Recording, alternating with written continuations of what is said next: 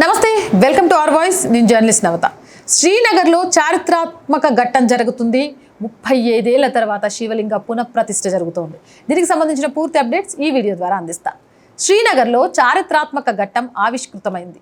35 సంవత్సరాల తర్వాత గత నెల 28వ తేదీన శ్రీనగర్లోని రైనావారిలో చారిత్రాత్మక జోగేశ్వరి ఆలయంలో శివలింగాన్ని కాశ్మీరీ పండితులు తిరిగి ప్రతిష్ఠించారు.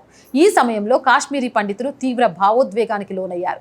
1990 ప్రాంతంలో పాకిస్తాన్ ప్రయోజిత ఇస్లామిక్ ఉగ్రవాదం విపరీతంగా ఉండేది. ఈ సమయంలోనే జోగేశ్వరి ఆలయంలో ఉండే శివలింగాన్ని అపవిత్రం చేసి రైనావారి కాలువలో విసిరివేశారు. ఆ సమయంలో స్థానిక హిందువులు తీవ్ర మనోవేదనకు లోనయ్యారు. ఆ సమయంలోనే పోలీసులు శివలింగాన్ని స్వాధీనం చేసుకున్నారు. ఆలయంలో ప్రతిష్ఠించకుండా పోలీస్ స్టేషన్లోనే ఉంచారు. ఇన్ని రోజులు శివయ్య పోలీస్ స్టేషన్లో ఉన్నాడు. ఎంత దుస్థితిలో ఉన్నాం మనం.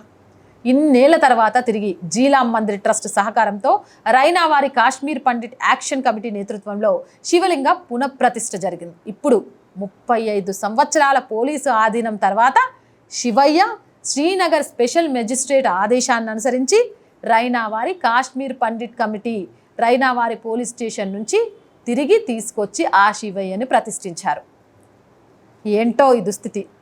సనాతన ధర్మ భారతదేశంలో దేవుళ్లను బోన్లో నిలబెడుతున్నాం, సంవత్సరాలు పోలీస్ స్టేషన్లో పెడుతున్నాం, అయినా కానీ సెక్యులర్లం అని చెప్పుకుంటూ పొంగిపోతున్నాం. వారెవ్వా, మనకు మించి ఎవడుంటాడు చెప్పండి.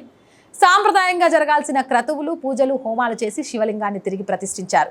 ఇది విశ్వాసాల విజయమని జోగేశ్వరి ఆలయ ట్రస్ట్ అధ్యక్షుడు జలాలి అభివర్ణించారు. చాలా రోజుల తర్వాత కాశ్మీరీ పండితుల నిశ్శబ్దమైన పోరాటం ఫలించిందన్నారు. ఇది కేవలం రాయి కాదని తమ విశ్వాసానికి ప్రతిరూపం అంటూ భావోద్వేగాన్ని ప్రకటించారు. రైనావారి నడి ఒడ్డున జోగేశ్వరి ఆలయం ఉంది. అత్యంత పవిత్రమైన ప్రదేశం. ఒకప్పుడు అమర్నాథ్ యాత్రకు వెళ్లే సాధువులకు విశ్రాంతి స్థలంగా ఉండేదని స్థానికులు పేర్కొన్నారు. ఇప్పటికీ సరిగ్గా లేని దేవాలయాల రక్షణ, పునరుద్ధరణ కోసం కూడా కదలాలని సూచించారు. ఏదేమైనా మళ్ళా జమ్మూ కాశ్మీర్లో సనాతన ధర్మ పునఃప్రతిష్ఠ జరుగుతోంది. చాలా చాలా చాలా సంతోషంగా ఉంది. ఒకంత ఇక్కడ బాధగా ఉంది.